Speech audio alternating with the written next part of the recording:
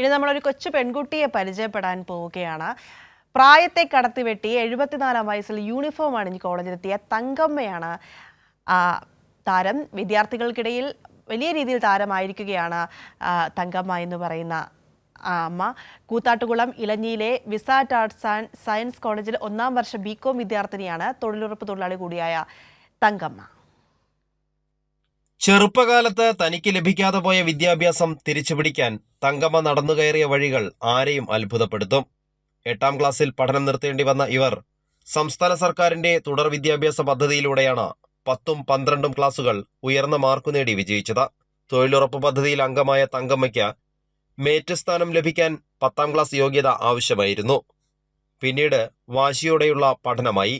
MG യൂണിവേഴ്സിറ്റിക്ക് കീഴിലുള്ള ഇലഞ്ഞി Vsat arts and science കോളേജിൽ cap മുഖാന്തരമാണ് Thankamma BCom owners ബിരുദത്തിന് പ്രവേശനം നേടിയത്.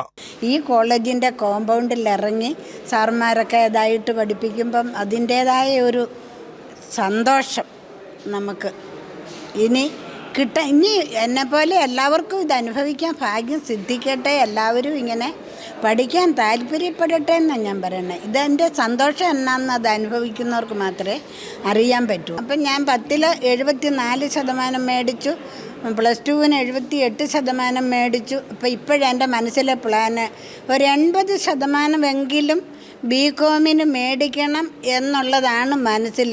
പ്രായം 74 വയസ്സായതിനാൽ അഡ്മിഷൻ പോർട്ടലിലെ ഡിഫോൾട്ട് ഇയർ സിസ്റ്റം പുതുക്കിയാണ് MG സർവകലാശാല അധികൃതർ റെഗുലർ കോളേജിൽ പ്രവേശനം നൽകിയത്. രാമപുരം പഞ്ചായത്തിലെ വെള്ളിലാപ്പള്ളിയിൽ ജനിച്ച തങ്കമ്മ 1968-ലാണ് വിവാഹിതയായി ഇലഞ്ഞിയിലെത്തിയത്. തങ്കമ്മയ്ക്ക് പഠനത്തിനുള്ള എല്ലാ പിന്തുണയുമായി Vsat college principal doctor Rajumon T Mavunkal, engineering college principal doctor KJ Anoop, PRO Shaji Attupuram എന്നിവരും ഒപ്പമുണ്ട്. ജൂനിയറായി ഒരു സീനിയർ വിദ്യാർത്ഥി ഒപ്പമുള്ളത് കോളേജിലെ മറ്റു വിദ്യാർത്ഥികൾക്കും വലിയ ആവേശം പകരുന്നുണ്ട്. കൈരളി ന്യൂസ്, കൊച്ചി.